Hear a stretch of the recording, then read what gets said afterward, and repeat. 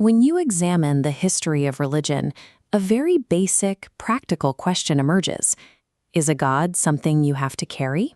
Or is God something that carries you? Isaiah chapter 46 opens with a stark scene.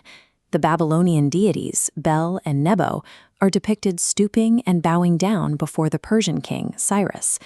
Their massive, valuable statues are broken into pieces and loaded up as plunder. Instead of saving their worshippers, these objects of worship become literal cargo. They are hoisted onto the backs of cattle and pack animals, which are left swaying under the weight of these supposed gods. Then the text flips the dynamic completely. In verses 3 and 4, the God of Israel addresses his people, reminding them that he has carried them from the womb and will continue to bear them even into their old age. This invokes the imagery of a parent protecting a child. When Israel was first developing in Egypt, the Lord guarded and delivered them. He promises to continue acting as a father to the nation, rescuing a remnant of the people from their enemies through the generations. The contrast is literal. A manufactured idol is just expensive luggage that must be transported. The God of Israel acts as the mover, actively carrying his people through history. Isaiah deconstructs the logic of this idol manufacture in verses 5 through 7. People lavish gold from their bags, weigh out silver entirely by human hands. It stands exactly where it is placed, rigid and lifeless, and stares back without the ability to move a single inch on its own. This logic chart highlights the logistical failure. A worshipper has to lift this object onto their own shoulder just to move it. If trouble arrives and someone cries out to it, the object cannot answer, nor can it save them. Think about the contradiction here.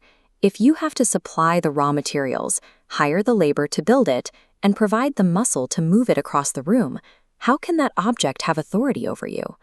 Isaiah uses the literal, physical dead weight of these statues to demonstrate a point. If an idol cannot even lift itself, it certainly cannot rescue a nation from an incoming imperial army. This timeline illustrates the ultimate proof of divine authority. In verses 10 and 11, God points to his ability to declare the end of a matter from its very beginning, predicting events long before they occur.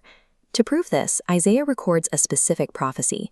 He states that God is calling a ravenous bird from the east.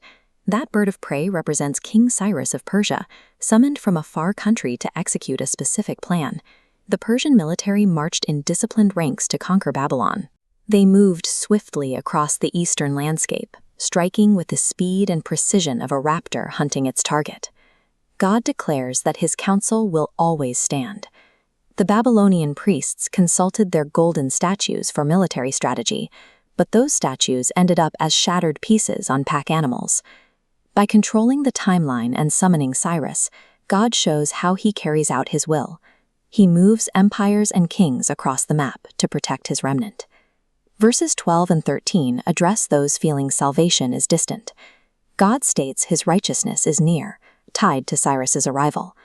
This play on words means righteousness refers to God's divine justice, but also the literal approach of Cyrus's army, moving closer to Babylon daily.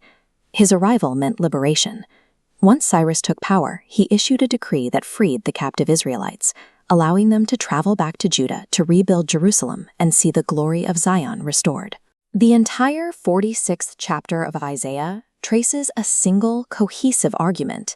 It starts with the heavy, dead weight of Babylon's defeated idols and ends with the active, deliberate salvation of a God who carries his people through every exile and safely home. This concludes our overview.